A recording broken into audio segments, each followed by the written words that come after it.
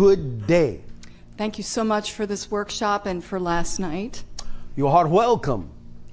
I have a friend who has been attending your seminars and sessions for many years. Yes. And he decided that his excitement was to spend all of his time studying this information to find out his true excitement in life and what he wants to do. All right. So he gave His up... excitement is to find out what his excitement is. Exactly. I see. All right. So he gave up his job. All right. He moved back east to live with his father. Yes. He's been living there for 2 years. Yes. And all he does every day is Yes. listen to your tapes Yes. and meditate. All right. And he's now at a position where his father is going to be moving to a small home where he's now going to be basically on the street with no money All right. or anything. I suppose he will find that exciting. Yes. And what I'm finding Yes. is that some judgment is dipping into my belief system. Why? I've been helping him to share some of this information with him. Yes. And because I'm realizing that my core belief system, which I was given through my parents, Yes. is that you have to work hard to get your goals. I see. And I do work very hard, but Yes. it's also my play. Yes.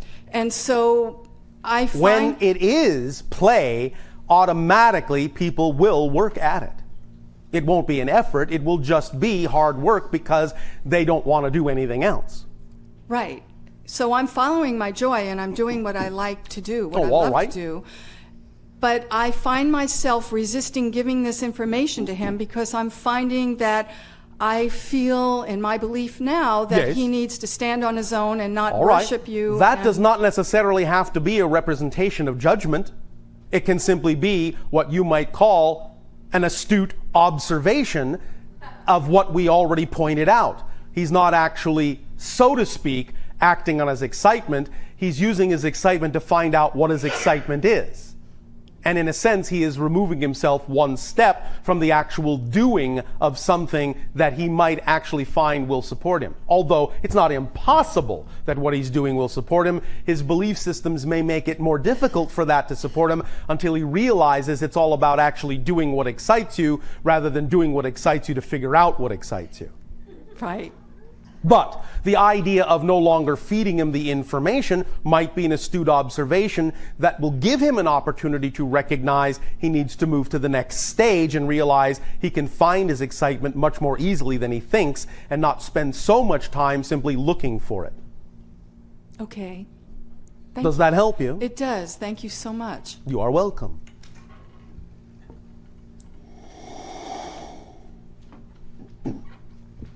Hello. And to you, good day. Thank you. It's my first time here, so I'd like to ask you some questions if I could. Oh, all right. I'm supposing that you can ask the questions. Yes. Yes. I'll just rattle them all off. Rattle, rattle. All right. Rattle away. Okay. One is I would appreciate it if you could give me more clarity on what you mean by definition. Yes. In other words, the definition, I would appreciate that. All right. The other is some examples of like core beliefs Yes. of what right. those might be. All right. And then another would be how to, in other words, when you talk about following your excitement, Yes. is it, that one should then follow what excites them and just keep moving in that direction? Is that what you're... Yes. Okay. Because excitement, by definition, is the actual physical translation of the vibration that represents your true core being.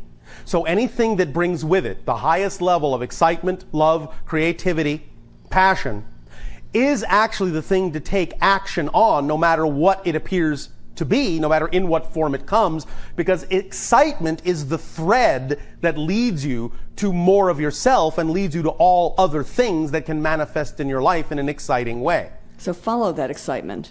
By acting on it, yes. Mm-hmm, by acting on it. That's the thread to follow. Not how things look on the surface, not what the ego thinks is connected as the next thing you're supposed to be doing, but the things that come to you that contain the highest joy is the signpost, is the marker of the next thing to do. And even though it may not, from your physical mentality point of view, seem like the quickest path, it actually is. Right, so ironically, although the parents in my personal situation did not encourage that at all, they basically said, follow your duty in a sense. Yes. Follow what is expected of you. Yes. As opposed to... Yes. So, okay. Now, sometimes it may dovetail with your excitement, but on your planet very often it doesn't. Correct. All right, so... Now, yeah. The idea of definition is simply that we are talking about ingrained belief and finding out specifically what that belief is, how you have defined your relationship to any given situation. Who you think you are in relation to what's happening in your life is basically what we mean by your definition of yourself in that situation. And the example would simply be that as you experience things, you have either certain kinds of reactions or responses to them emotionally. You follow me? Yes. All right. And those emotional responses are completely derived from your definition of who you are in relation to that thing. So on a very simplistic level, if you are in a situation, you find yourself having what you typically as humans call a negative emotional reaction or experience to it, that's primarily because the definitions you have about yourself are allowing you to color your energy in that way. And those definitions are primarily probably out of alignment with your true being. If you experience a response that is joyful to the situation, or at the very least neutral, then most likely your definitions are in harmony with your true self. Who you define yourself to be in relation to that thing is more aligned, more harmonious. A core definition in a situation can be something along this line. Let us say a person feels that they are having negative emotional experiences with regard to the idea that they are struggling to create what they call abundance in their life, and they find it difficult to do so.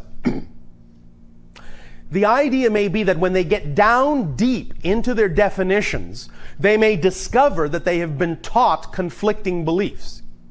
In other words, on one hand, the parents may have said, you will never really be successful unless you are rich. On the other hand, they may also have been taught to believe money is the root of all evil.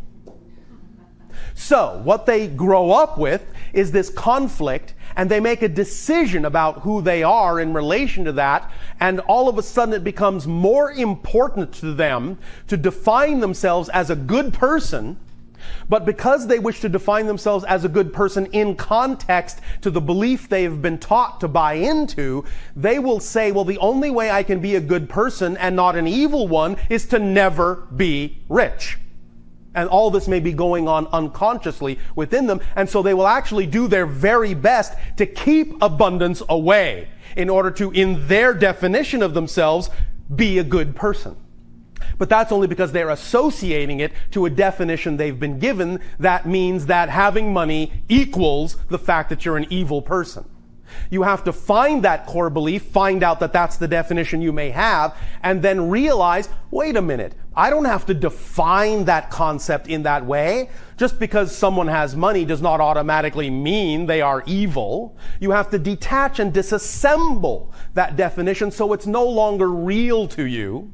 Bring it into consciousness, disassemble it, and then ask yourself, well, what definition would I prefer in its place? I would prefer to believe that I can be rich and be a good person, that those two things are synonymous, not the other thing. You've created a new definition of what is possible, of what is real. And in truly doing it, if that is really a core belief, you will then, by identifying it and redefining it, create a completely new vibration in your being that will then attract different things in your life that you will then respond to in a different way and experience a different manifestation. Does that explain the idea?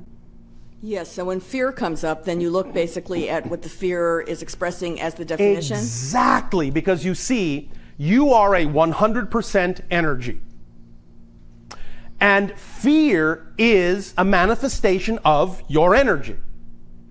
You experience that energy as fear by knowing that you have, or by understanding that it's only experienced as fear because it's being run through or being flowed through definitions that are out of alignment with your true self.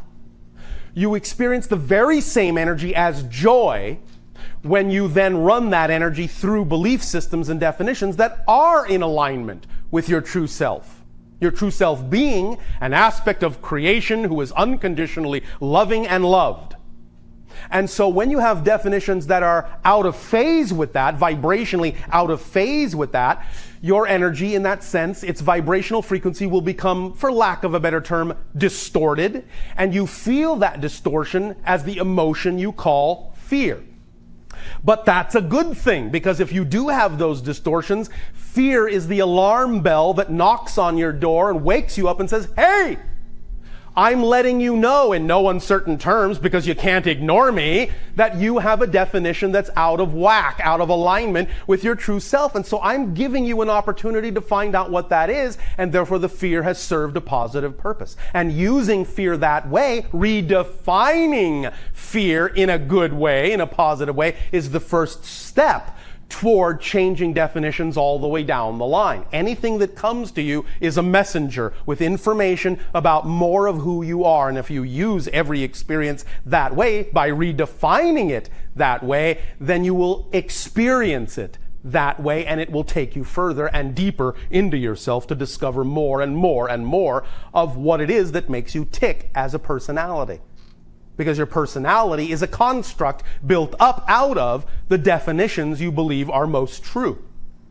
And definitions always give rise to emotions, which always give rise to behavior. You cannot express a behavior without having a feeling, and you cannot experience a feeling without having a definition. If I say to you, you are ashkuda, how do you feel about me saying that about you? Fine. Well, not really one thing or another, because you don't really have a meaning for the word, do you? No. So you see, if I say, just an example, you're stupid, obviously that starts bringing up feelings in people, because you have given a meaning to the word and made it real. But if stupid becomes as meaningless as ashkuda to you, you will not react. You'll remain neutral and realize it's just the definition, and you can choose to give it a positive or negative spin as it relates to yourself, or recognize it has nothing to do with you, and then simply go on your way without having an emotional negative reaction to it. But it's all stemmed from the definition first. Without the definition, there is no feeling. Without that feeling, there is no behavior. So all behavior stems from feeling, which stems from definition. So if you're behaving in a way you don't prefer and you're feeling in a way you don't prefer, follow that trail back to the definition by asking yourself the penetrating question, what would I have to believe is true about myself in order to be having this emotional experience and this behavior in this situation?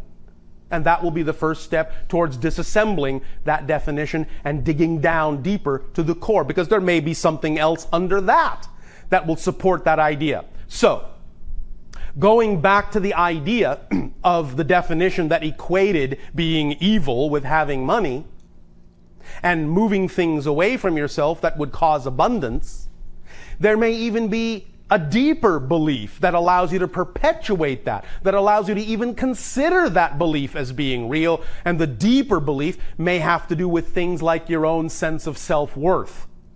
Well, I may intellectually understand that it doesn't mean you're automatically evil when you're rich, but I still can't seem to break through that idea of attracting abundance to myself. Well, maybe there's a deeper core issue even underlying that has to do with believing whether or not you're even worthy to try. You understand? Mm-hmm. Is this helping clarify the idea? Yes, it's helping to clarify the idea, and then the best way then to handle that is to then look and see what those beliefs are. Well, yes, I mean, the best way is whatever is your way. We are giving you ideas that you can use as tools, but of course your imagination will adapt them. But generally speaking, on a fundamental level, yes, it is important, because you are a physical personality construct, it is important to find out what you're actually made of in order to adjust the construct that you are, the three-sided construct of definitions, emotions, and behaviors. You have to know what you're made of. So getting in touch with the fundamental definitions is like going back to the blueprint. If the house is leaning sideways and the materials it's made out of are shoddy, go back to the original blueprint and say, well, I can see that there's something here that's off in the blueprint. And that's why the workers brought shoddy materials, and that's why the house is leaning. If I correct the blueprint and say, no, get this material and build it this way, then they will bring in stronger materials and the house will stand straight. You follow me? Yes, and then start acting as if, in other words. Well, of course, because it is. You act as if because it is.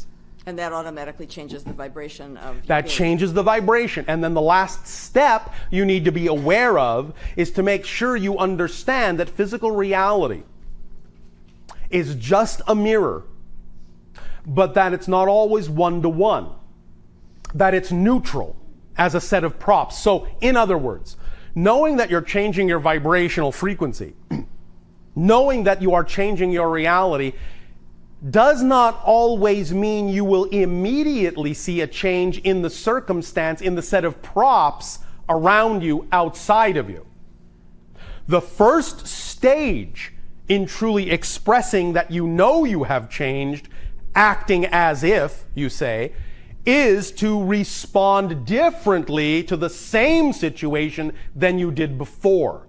By responding differently to the same appearing situation than you did before, that is when you give the situation leave to then be more truly reflective of the change that has happened within you, because now there is conviction in you that you've changed, regardless of what things look like on the outside. You now know that things on the outside are just neutral props, devoid of meaning, no built-in meaning, that you determine the meaning.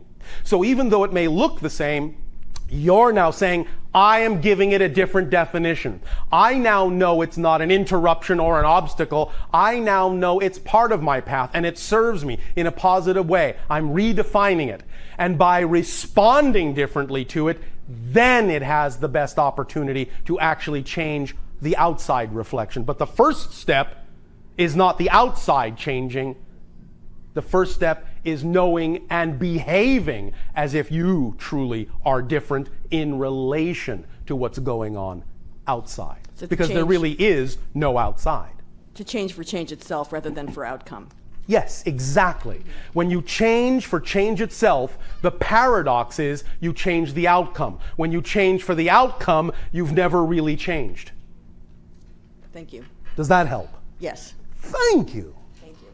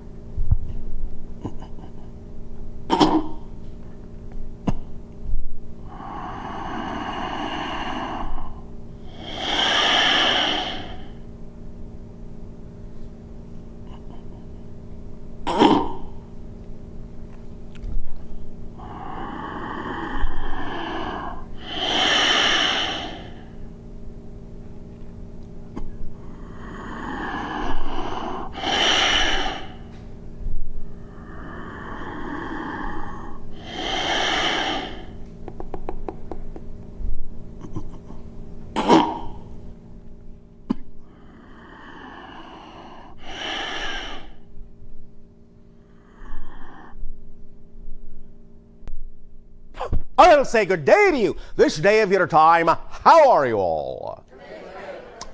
Thank you. We will, first of all, once again extend to each and every one of you our deep appreciation at the co-creation of this transmission, giving us an opportunity to experience through all of you collectively and each of you individually that many more facets of the multidimensional crystal of all that is. So we thank you for the gift of sharing.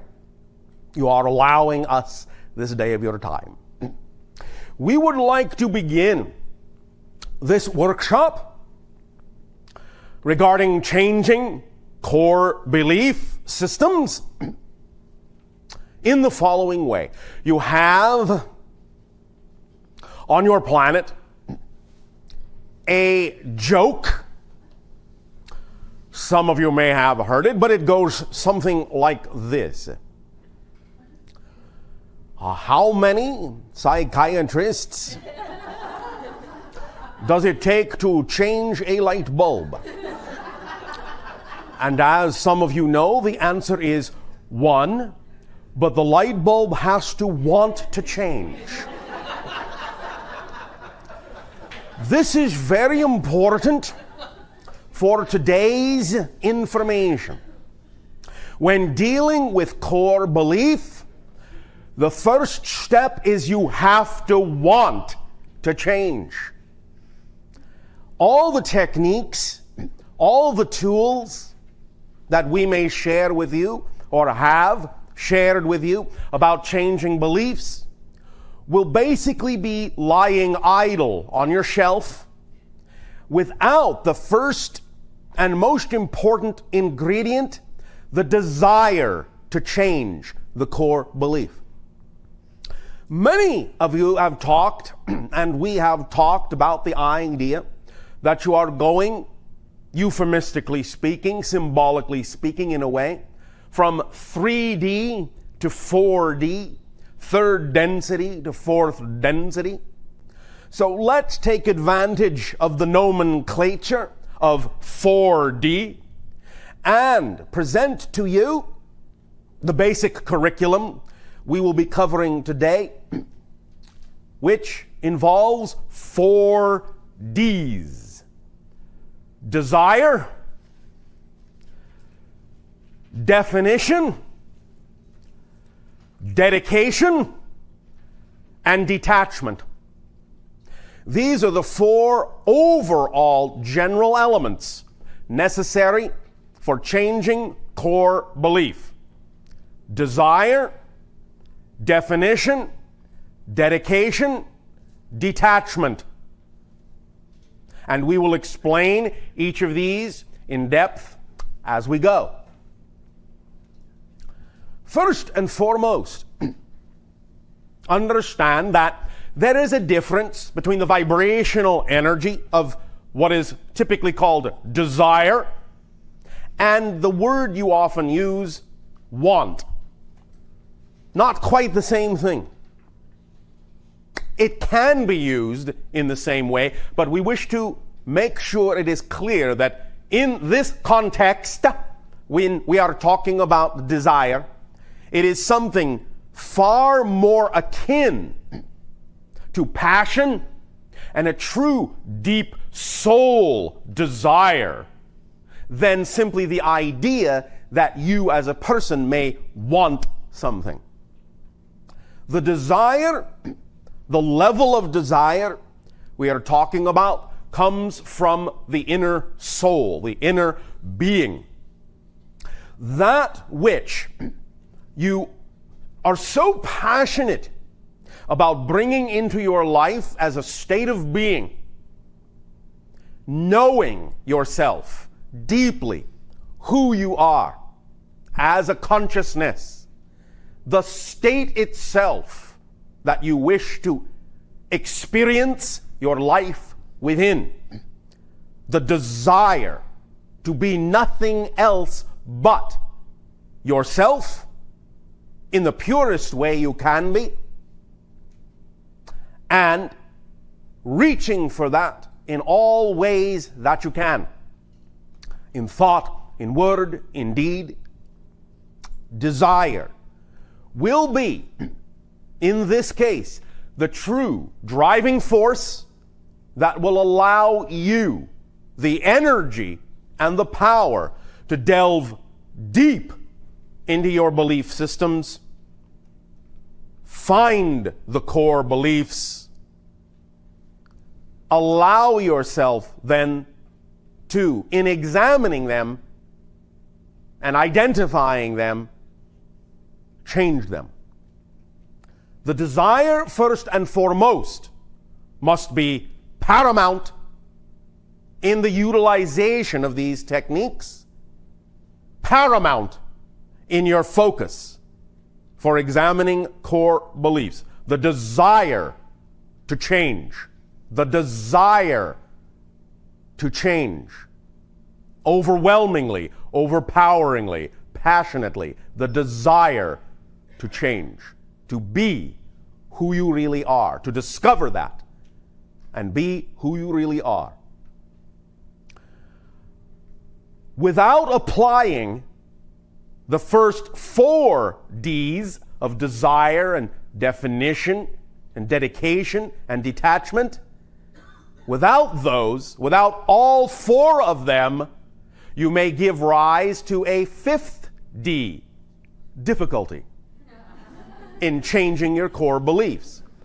The first 4 D's are so important in working together as a holistic system.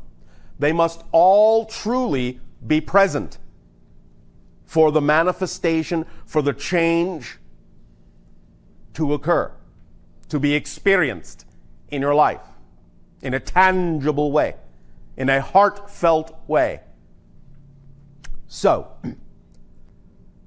let us, for the moment, examine one of the pages you have in your hands, not the first necessarily, not the second, but look at the lists of words, the 2 lists of words.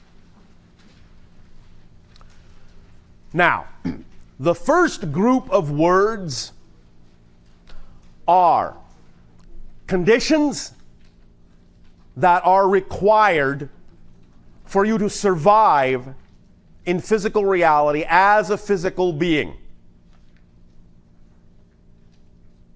If you stop simply and take a look and think about it, you will realize how important those are. Obviously, in order to continue your existence in the physical experience, you must be born into it. You do need to continue breathing. I believe you all understand that. You all really, generally need to drink. You all generally need to eat, and all the other things, just to maintain your existence in physical reality. The second level, the second group of words, are words that are representative of, in a sense, functioning, so to speak, getting along in physical reality. Now, not all of them are absolutely necessary, for certainly you can get along in physical reality without your eyes, or without hearing, or a few other things, although some of them are essential in order to truly function in physical reality.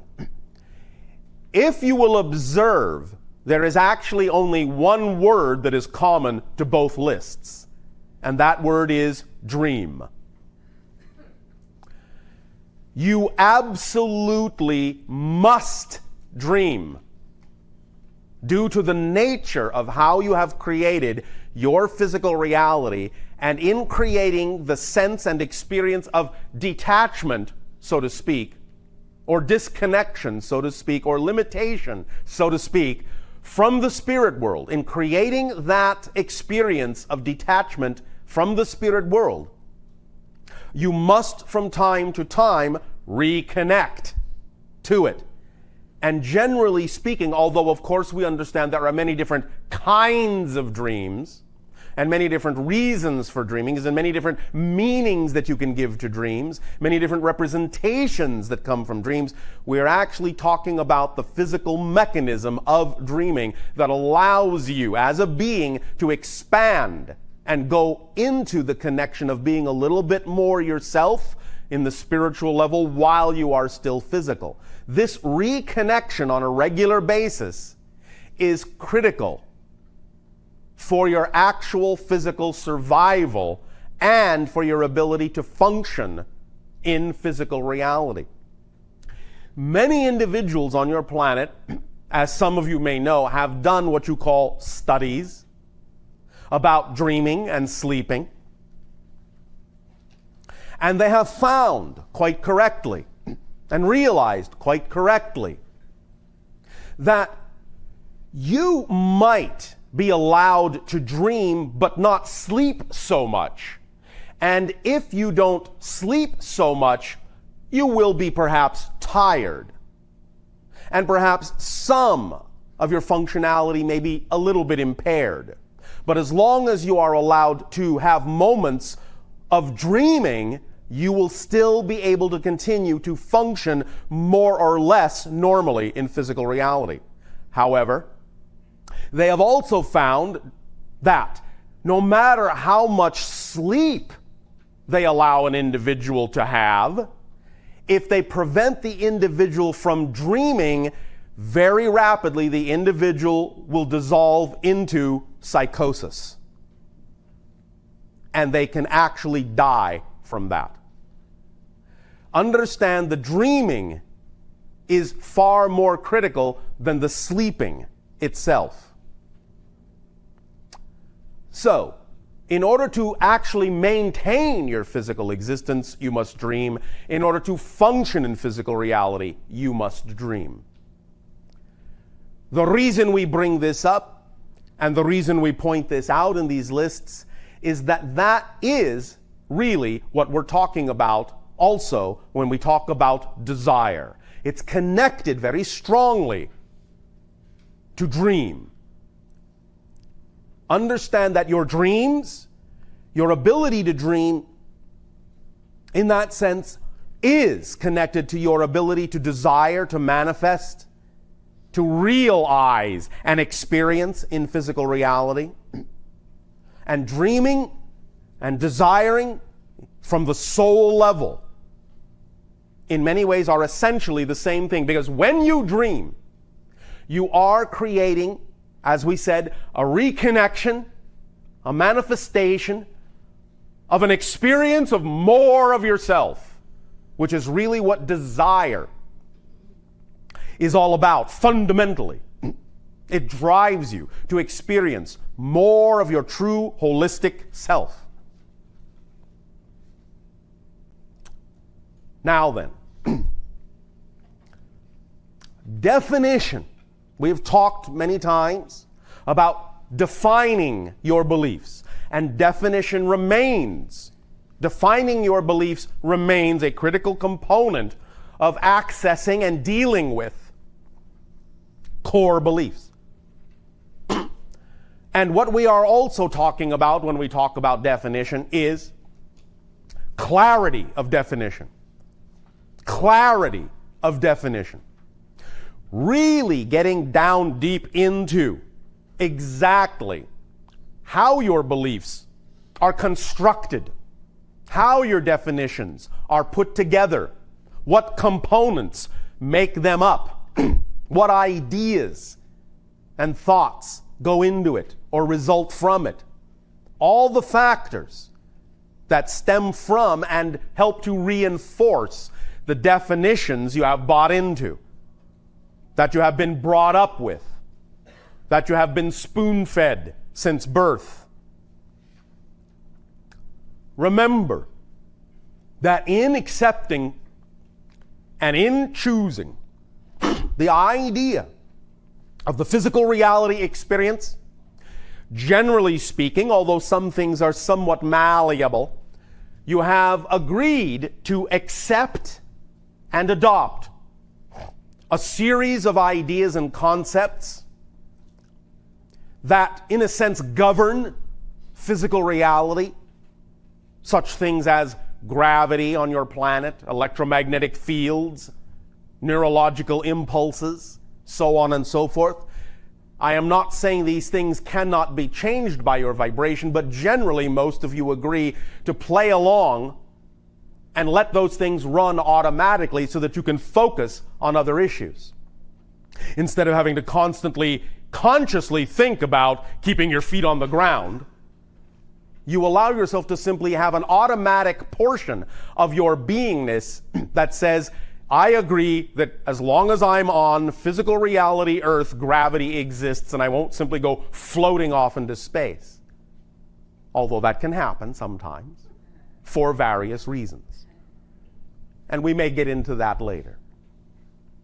But the idea is that when you choose physical reality and you agree, generally, to adopt a series of conditions, one of those things has to do with the patterns that are already existing that result from the experiences of the parents you chose to be born to. So that in coming through them, to be physical, to be born physically, you will to some degree adopt some of those patterns from them. A kind of hand-me-down from them. A kind of family agreement that says, I will agree to explore with you similar themes, similar ideas that you may call patterns or experiences. Not that you will necessarily have to play them out in the same way your parents did, but you often agree to explore similar themes they went through so that you, in exploring them and coming up with a different perspective, and perhaps even a different outcome, can add to the overall soul family group's experience of all the different ways that theme can be played out in your family group.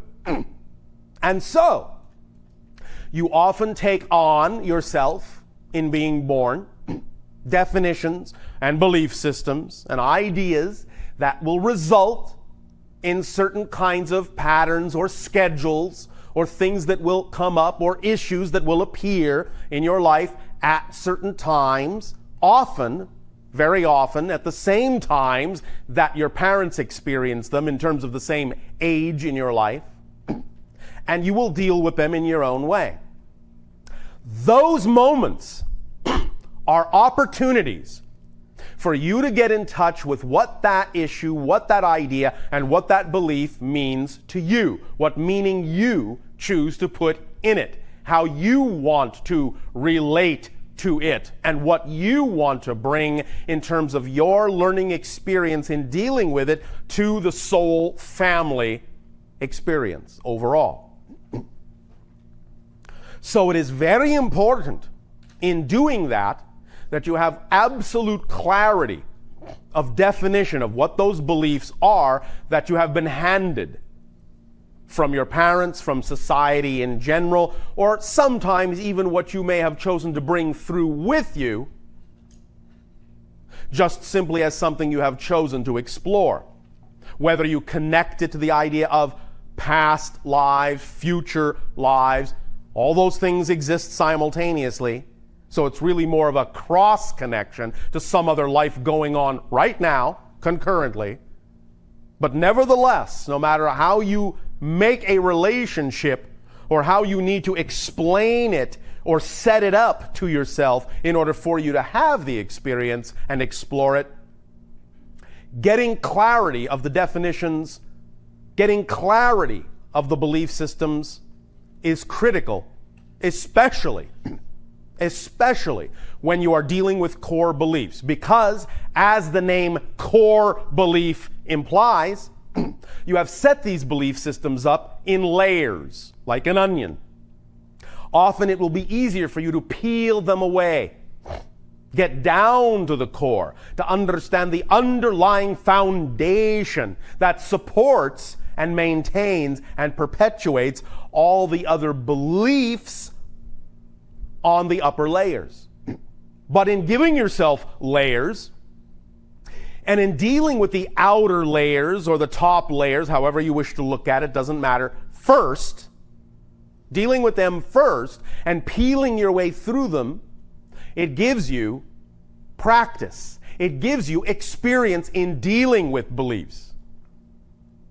And getting down to the core ones will allow you the greatest changes in your life and will give you the techniques, the tools, the capacity to deal with any other beliefs that may come up from other timings that may occur in your life from that point forward. So dealing with the core issues, the core belief that supports all the other ones, even though you may have peeled your way down to the core and gotten to the core and made changes on a core level, this does not mean you have not set yourself up to explore other things, that you may not bring other belief patterns in at another time. And those patterns will connect to the core belief as well, and in dealing and learning how to deal with the core belief, you will be better able to handle those other levels of beliefs when they come up in a different arena, in a different area of your life. But all those upper layers will connect to the same basic core, and that's why it's so important to get a handle on what that core is, so you can handle all the different layers as they arise at different times in your life. So definition, clarity of definition, the second component, we will explore that as well this day of your time. Desire, definition, and dedication. Dedication, very crucial in this idea of allowing your exploration of core belief to stick, to work, to manifest, to create in your life an experience of change. Dedication, what do we mean by that? In a sense, it's like saying commitment to the self, to really make it the most important thing, the most paramount thing in your life, to explore these core beliefs and to change them. Dedication also connects into another thing we have talked about many times, which has to do with behavior, the actions that you are willing to take on behalf of what you say you desire to do, on behalf of the changes you say you desire to make. Dedicating yourself in your behavior to acting on those things that are representative of getting in touch with those core beliefs and making the changes to become more of yourself. The behaviors that are representative of the person you say you ultimately would prefer to be. Dedicating yourself to choosing through your actions only those things vibrationally representative, only those things behaviorally representative of the person you say you wish to be, of the person and the life you say you prefer that person to have, so that in thought, word, and deed, you constantly reinforce with your dedication to choosing only those things that you really do have the desire, most important of all, to be that person you say you prefer to be. Without that dedication, there is no reinforcement and no laying out of a conduit for the desire to manifest. Dedication, very important component, choosing only those things that are truly representative of the person you believe you are becoming or wish to become. The fourth D, detachment. This may sound completely and paradoxically contrary to the idea of desire, and in some senses it is, but it is not. Not at all. It is quite complementary. By detachment, again, we simply mean the neutrality that is so important that diffuses the idea of built-in meaning, the recognition and awareness that there is no built-in meaning, and the willingness to put the meaning you prefer into every situation that comes along, every situation that happens.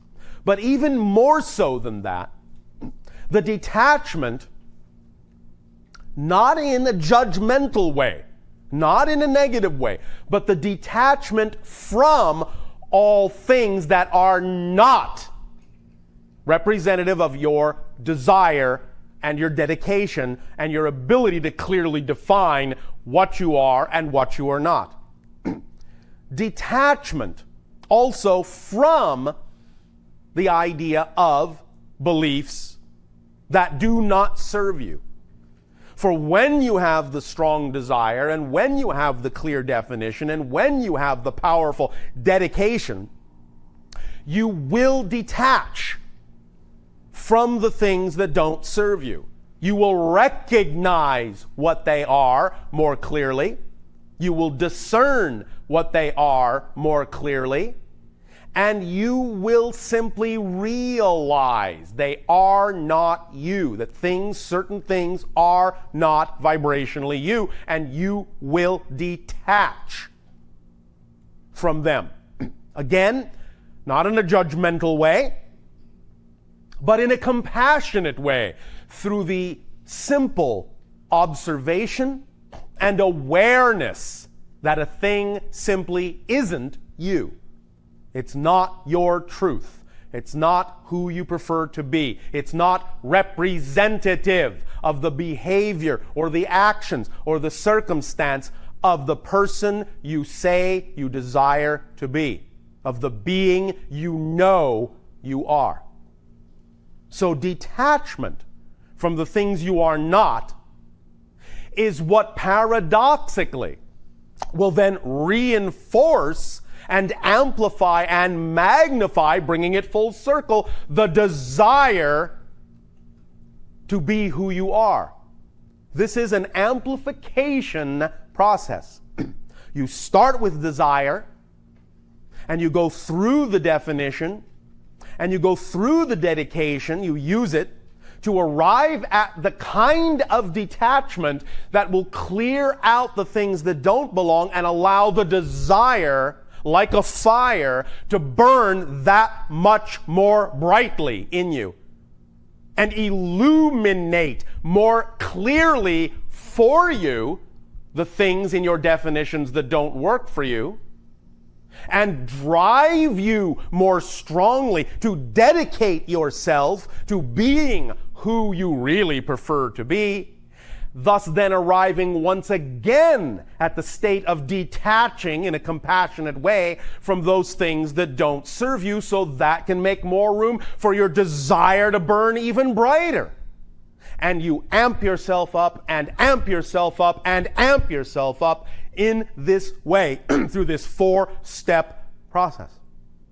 And that is why, if any one of those key components is missing or left out or not as fully utilized as it could be, you will then create the difficulty because you will be breaking the circuit. This is a complete circular, self-realizing, self-magnifying, self-amplifying idea. And all of those things are equally important in the holistic approach of getting the experience in your life of this technique and these ideas really working for you. Really working for you. So, again, desire, definition, dedication, and detachment will allow you to truly disassemble the beliefs that don't work for you, disassemble the personality that you may have been taught to be, and will allow you to assemble a new you in a very experiential way, a very experiential, manifesting, physical way. We bring this tool to you now at this time because now is the proper time for this tool in you. Use it or lose it. It's up to you. It's up to you. Now, We will go into these a little bit more deeply, but let us give an overview, as we have already begun to do, of the next diagram, which would be, in your understanding, the middle diagram, what has been referred to as the enneagrammatic circuit, the 9 circles in a square. This is not so much itself a primary tool as it is an assisting tool in this overall process and experience. It will help in the way that what you might call an affirmation will help to focus you. It's a focusing mechanism. And it doesn't even necessarily have to be, and is not designed to be, completely a conscious mechanism. It will operate on a multitude of levels within your conscious and subconscious and higher conscious selves. The saying at the bottom is generally a loose translation of what the symbols mean in the circles, read as a sentence, read as an idea in context. These symbols are derived from what you know to be ancient Phoenician symbols. The reason this was chosen is because those symbols are not only a precursor to certain other very strongly vibratory languages on your planet, such as Hebrew, and they dig deep into the vibration of your being, whether you are Hebraic or not. Doesn't matter. There's another level to this altogether, tonally, vibrationally, that these symbols represent. And it also detaches, to some degree, your consciousness from the idea that it represents any particular culture, since the idea of the Phoenician culture no longer really exists on your planet intact. So it takes you to an ancient space that in some senses goes around or leaps over or goes through a lot of your expectations about what language is all about on your planet today. It goes to the undercurrent, the foundation. In a sense, it can be called a core language, and so it's appropriate for what we are doing. That language and the symbols are also connected to extraterrestrial sources as well. Not just the idea of physical ET beings, such as myself, but other dimensional levels of guides and spirits and so on and so forth.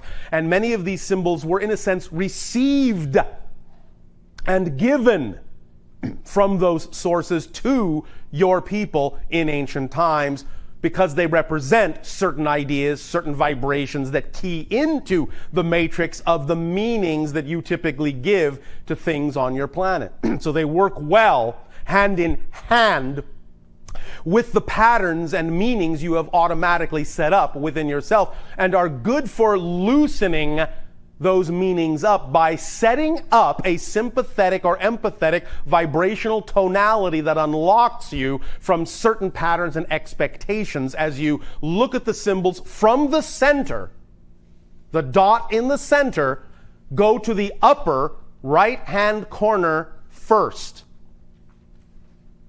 That is the eye. Going down, then you will understand it progresses through the idea of mouth and hand, and cutting across the bottom. The middle symbol in that sense is water, which is transition and change. And then going to what you would call the bottom of the left-hand column of circles, then going into the idea and the symbol that represents path or fence, in a sense, that you would follow. And going up to the window, and then upward to the door, and then going to the right, the center symbol above the dot, the circle with the cross in it, which represents the unknown. And so then in reading the sentence that is vibrationally representative of how these symbols work together, you will understand that it is when you start from the inner being of yourself and in physical reality express yourself through sight and through sound and through touch, in the way that is cohesive in what we are talking about today, in those manners of desire and dedication and definition and detachment, then in thought, word, and deed in that way will you cause the transition, will you cause yourself to dissolve into the water, dissolve the crystalline patterns and reform them by following the path to the windows and doors that lead to the unknown, which opens up your reality and brings you back to the center of your being in a very powerful way. So focusing on this as a kind of meditative mudra will allow you to help yourself focus on the principles that we have talked about, the 4 Ds. It will give you some focus. It will put you in the proper state of mind, shall we say. Now, the final diagram, which is a collection of 19 circles with what you might call a type of jagged spiral that connects them. We will get into this more deeply as this communication continues, but in an overview, a general overview, this is a symbol that comes directly from our civilization's history. It is something we created in our civilization as a representation and an understanding of how to spiral downward through different dimensions into the core of your being and then spiral outward from that core upward through different dimensions into manifestation. In some senses, this could be called a neurological spiral. We did not want nor instruct there to be the name put on the page because there should be nothing else in your vision when focusing on this image other than the image itself. And it represents the idea of going down through the layers of your beliefs to the core and coming up from the core through new beliefs and outward into manifestation, following that spiral. And as you can see, dimensionally speaking, the spiral itself, when you look at it in a certain way, actually takes on 3-dimensional characteristics. It sort of looks like an unfinished cube or box. Certain lines seem to come toward you. Certain lines seem to go away from you.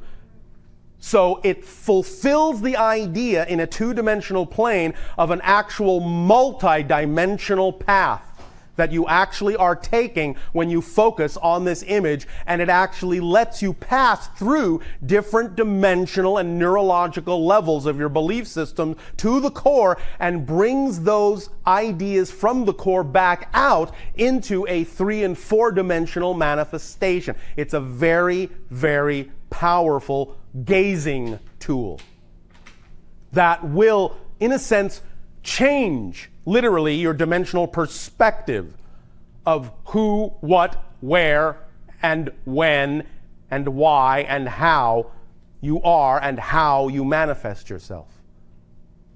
So, set these aside for the moment.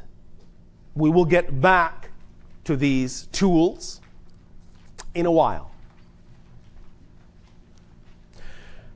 But at this time, let us focus a little bit on our journey toward accessing core beliefs. Let us focus on a primary question. That question is why? Why am I here?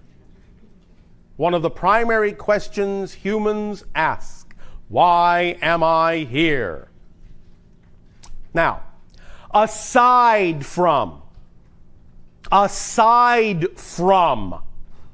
how we have addressed this idea on a simplistic level in the past, which is to simply say, well, why not? there are very specific reasons why you chose to be where you are. And it is getting in touch with those reasons from a spirit level in choosing this life that you begin your journey to the core. Coming down from heaven, so to speak, to earth. That passage, the why of that passage, is also essential in your understanding of what it is you will be accessing in your core, because it has to do with the themes that you took upon yourself in choosing to be physical and have a physical experience. And it has to do with understanding, as we said, the patterns you have taken on from your parents and your society and how you play those out. The why. Now, when you choose themes or a kind of physical life or experience from spirit, from that perspective, from that level, before each life, again, we understand we're speaking linearly for clarity's sake. It's all happening at the same time. It's all one. We know all the lives are simultaneous, but just so you understand this process, because that's what physical reality is all about, process, that to some degree is what takes us back to the why. Why has to do with process. The asking of the questions in life, the most important questions. Why this? Why that? Why is this that way? Why is that way? The why question is the very core of the existence of physical reality, because it has to do with the fact that only in really physical reality do you experience creation in the form called process. There is time and space definitions that give you the ability to actually experience creation in process. Otherwise, from higher levels, there's no time, there's no space. A thing just is. And there is no appreciation or depth of exploration of why that thing is. So physical reality exists, in a sense, so you can develop an experience of the deep appreciation of the why component of all that is. That's what physical reality is for. And so when you choose a physical experience, what you're actually saying is you want to dive into the why of it. Not the YMCA of it, the why of it. You want to experience that aspect of all that is, the actual creative manifestation component of the one, of the all. And you need a space-time referential point of view in order to have that experience.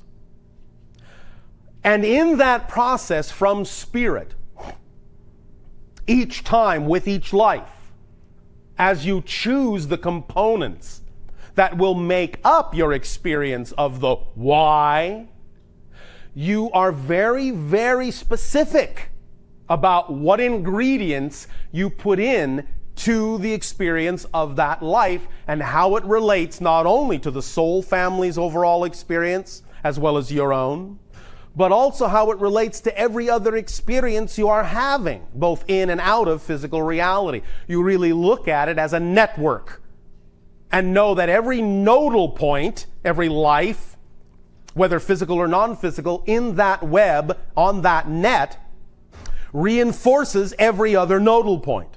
And so the selections of what this life, this nodal point experience of the why is all about is very specifically chosen. Now, that does not always mean that you choose every specific thing that happens specifically in the life before you come into the life. Some things are left up to the idea of randomness because that's part of the why as well.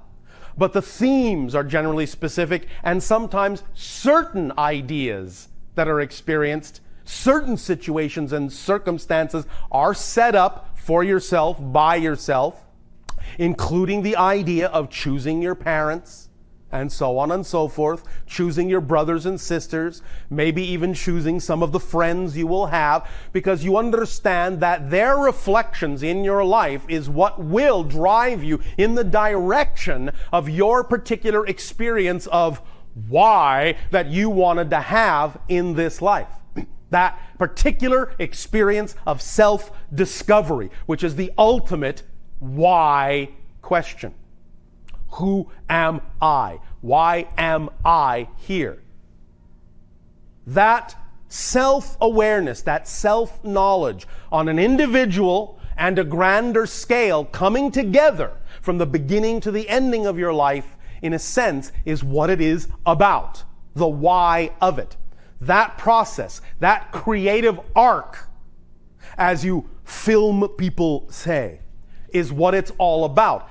The comparison, in a sense, to use the word loosely, between where you begin and where you end up in any given life, that arc of experience, that process, and the changes and differences that you experience in it are adding to your understanding on a bigger level of what you are as an aspect of all that is.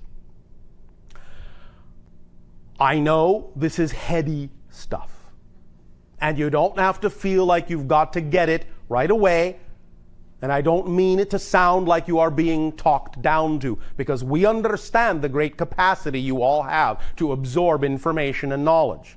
That's not the way it is meant. But we understand we are also giving this information in a prescribed way, at a certain rate, that is designed purposely sometimes to actually kind of overshoot your conscious mind and go directly into the core of your being. So that, like what you call a time-released capsule, much of what we are giving you today does not necessarily have to be retained immediately consciously, but will come up, will bubble up to the surface, a little piece here, a little piece there, and then, when appropriate, when you're ready to handle it, and you will then deal with having the tool to deal with the situation at hand. That kit, in that sense, exists within you. And much of what is being done today in dealing with your core beliefs is instilling within you an awareness of that kit through these specific methodologies of desire, definition, dedication, and detachment that will allow you in any given situation in the arc of your life to know that you can open that toolbox when you encounter something that requires its application and apply the tools as we give them to you today, that you will have those tools with you always and feel automatically that the box will open up and the appropriate piece of information will come forward exactly when and where you need it synchronistically in your life, so that this entire process becomes a joyful and effortless and creative one instead of something you feel you have to struggle with through the 5th D of difficulty. So, the way this is being delivered, do not worry if you miss a word or a sentence or a concept here and there. By all means, if you want clarification, that is invited through questions and dialogue. And by all means, do so. But do not worry that you have missed something. If you are here in this dialogue today, this kit, I am telling you, is in you. It's in all of you, even those not here. But this kit will begin to open up. By being here today, what you have done is you have given us the permission to absolutely, at the very least, unlock the toolbox so that you can have access to it. Now, how often you open it, how well you use the tools, that will be up to you. But I guarantee you that from this day forward, that toolbox will be unlocked, and you will always have access to it. No matter how it may seem, you may not immediately have access to the core beliefs. You will always have access to the toolbox. It will always, to use what has now become a common term on your planet in computer lingo, the toolbox will always be sitting on your desktop. You can always double click it. It will always open. Always. What you do with it after that is up to your level of desire, definition, dedication, and detachment. You will amplify and sharpen those tools with your willingness to be yourself through desire. But it will always open for you. And it's up to you how to use them, when to use them, where to use them, how much to use them, how little to use them. It's up to you. On this particular segment of our discussion now, we invite any opportunity for clarification of anything that has been said or anything that has come up within you during this time that you feel it is important to share in terms of statement or question.